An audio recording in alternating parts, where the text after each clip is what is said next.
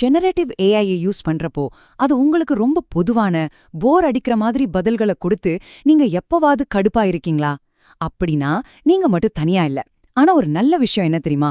AI கிட்ட இருந்து சூப்பரான அசத்தலான பதில்களை வாங்குறதுக்கு ஒரு ரகசியம் இருக்கு. உங்களுக்கு தெரியுமா, இங்க பிரச்சனை உண்மையிலே ஏஐ கிட்ட இல்ல, நாம அதுகிட்ட எப்படி பேசுறோங்கிறதுல தான் இருக்கு.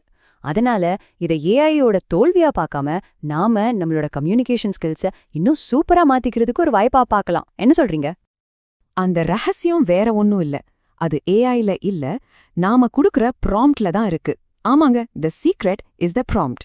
சரியான ஒரு கட்டமைக்கப்பட்ட முறையை பின்பற்றினாலே போதும், நாம ஏஐயோட முழு திறனையும் அன்லாக் பண்ணிடலாம். சோ இந்த கலந்துரையாடல்ல நாம ஒரு எளிமையான 5 படி ஃப்ரேம்வொர்க்கை பார்க்க போறோம்.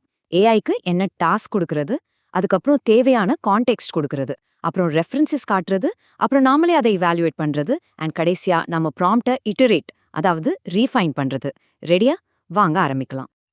இந்த பிரச்சனைக்கு தீர்வு தான் இந்த டிசிஆர்ஐ ஃப்ரேம்வொர்க்.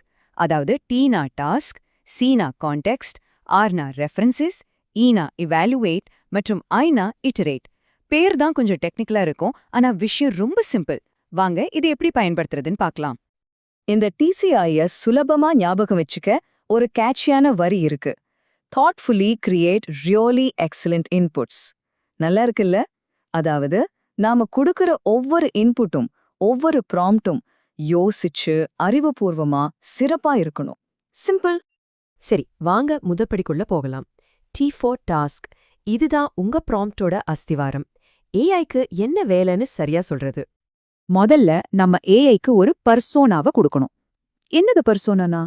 சிம்பிளா சொல்லணும்னா, நம்ம ஏஐய ஒரு கதாபாத்திரமா நடிக்கச் சொல்றோம். உதாரணத்துக்கு, நீ ஒரு 15 வருஷம் அனுபவம் உள்ள மார்க்கெட்டிங் எக்ஸ்பர்ட் மாதிரி யோசிச்சு எனக்கு ஐடியாஸ் கொடுன்னு சொன்னா வர்ற அவுட்புட்டோட தரமே வேற லெவல்ல இருக்கும் பாருங்களேன். அடுத்து ஃபார்மேட். உங்களுக்கு அவுட்புட் எப்படி வேணும்? ஒரு புல்லட் பாயிண்ட் லிஸ்டா, இல்ல ஒரு டேபிளா, இல்ல சின்ன சின்ன வாக்கியங்களா? நீங்க என்ன ஃபார்மேட் கேக்குறீங்களோ அதுல ஏஐ அவுட்புட் கொடுக்கும். இது உங்க நேரத்தை எவ்ளோ மிச்சப்படுத்தும் தெரியுமா? ஓகே, சோ ஏஐக்கு என்ன பண்ணணும், எப்படி பண்ணணும்னு சொல்லிட்டோம். இப்போ அடுத்த ஸ்டெப், சி ஃபார் கான்டெக்ஸ்ட். சரியா சொல்லணும்னா இங்க தான் உண்மையான மேஜிக்கே நடக்க போகுது. இங்க பாருங்க, 2 ப்ராம்ப்ட் இருக்கு. ஒன்னு $30க்குள்ள ஒரு பிறந்தநாள் பரிசு சொல்லு, ரொம்ப மம்மமா இருக்கு. ஆனா இன்னொரு பக்கம் பனிக்கால விளையாட்டுகளை விரும்பும் 29 வயசான ஒருத்தருக்கு $30க்குள்ள 5 பரிசு ஐடியா சொல்லுன்னு கேக்குறோம். பாத்தீங்களா அந்த வித்தியாசத்தை? நீங்க எவ்வளவு துல்லியமா விவரங்களை கொடுக்கறீங்களோ அவ்வளவு கூர்மையான பயனுள்ள ஐடியாக்கள் கிடைக்கும். அடுத்து ஆர் ஃபார் ரெஃபரன்சஸ். இது ரொம்ப சுவாரஸ்யமான ஒரு பகுதி. இங்க நாம ஏஐக்கு வெறும் கட்டளை போடாம, ஏஐக்கு வெறும் சொல்லாம செஞ்சு காட்டுறது தான் இது. ஏஐக்கு உதாரணங்கள் கொடுக்கறதுனால என்ன பயன்? சிம்பிள். உங்க ஸ்டைல் என்ன, உங்க டோன் எப்படி இருக்கணும்னு ஏஐ புரிஞ்சுக்கும். உதாரணமா, நீங்க முன்னாடி கொடுத்த பரிசுல எது சூப்பரா போச்சுன்னு சொன்னீங்கன்னா ஏஐ உங்க டேஸ்ட்டை புரிஞ்சுக்கிட்டு அதே மாதிரி புதிய ஐடியாக்களை உருவாக்கும். அதுக்கு ரொம்ப பயனுள்ளதா இருக்கும். சரி, அடுத்த ஸ்டெப் இ ஃபார் இவாலுவேட். இது ரொம்ப முக்கியம். ஏன்னா இங்க தான் அதாவது மனுஷனோட பங்கு வருது. ஒரு விஷயத்த எப்போதுமே ஞாபகம் வச்சுக்கணும். ஏஐ கொடுக்கறது ஒரு முதல் டிராஃப்ட் தான், அது இறுதி வடிவம் கிடையாது.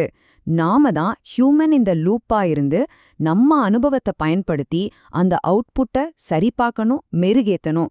இது ஒரு கூட்டணி மாதிரி. அண்ட் கடைசியா நம்ம இறுதி படிக்கு வந்துட்டோம். I for iterate. இது என்னன்னா ப்ராம்ப்டிங்கா ஒரு உரையாடல் மாதிரி பார்க்கறது. முயற்சியிலேயே சரியான பதில் வரணும்னு எதிர்பார்க்காம கொஞ்சம் கொஞ்சமா நம்ம கேள்வியை மெருகேத்துறது. இங்க இந்த நியூஸ் லெட்டர் உதாரணத்தை பாருங்க. முதல்ல எனக்கு ஒரு நியூஸ் லெட்டர் டெம்ப்ளேட் உருவாக்கி கொடுன்னு பொதுவா கேக்குறோம். ரிசல்ட்டும் பொதுவா வருது. ஆனா அடுத்த இட்டரேஷன்ல லாப நோக்கமற்ற நிறுவனத்துக்காக வேணும், நன்கொடையாளர்கள் தான் ஆடியன்ஸ், நிகழ்வுகள் பத்தி பேசணும்னு விவரங்களை சேர்த்த உடனே வர்ற டெம்ப்ளேட் எவ்வளவு துல்லியமா பயனுள்ளதா மாறிடுச்சுன்னு பாத்தீங்களா? இதுதான் இட்டரேஷனோட சக்தி. சோ ஒரு சின்ன ரீகேப். இந்த டிசிஆர்இ ஃப்ரேம்வொர்க்கை ஞாபகம் வச்சுக்கோங்க. டி ஃபார் டாஸ்க், யார் மற்றும் எப்படியை வரையறுங்க. சி ஃபார் கான்டெக்ஸ்ட், முக்கியமான விவரங்களை சேருங்க. ஆர் ஃபார் ரெஃபரன்சஸ், உதாரணங்களை காட்டுங்க. இ ஃபார் எவாலுவேட், உங்க தீர்ப்பை பயன்படுத்துங்க. அண்ட் ஐ ஃபார் இட்டரேட், உங்க ப்ராம்ப்டை மெருகேத்துங்க. அவ்வளோதான். இப்போ இந்த சக்தி வாய்ந்த ஃப்ரேம்வொர்க் உங்க கையில இருக்கு. இத வச்சு நீங்க ஏஐ கிட்ட கேட்க போற முதல் சிக்கலான டாஸ்க் என்ன? யோசிக்காதீங்க, போய் முயற்சி பண்ணி பாருங்க. வர முடிவுகள பார்த்து கண்டிப்பா நீங்களே ஆச்சரியப்படுவீங்க.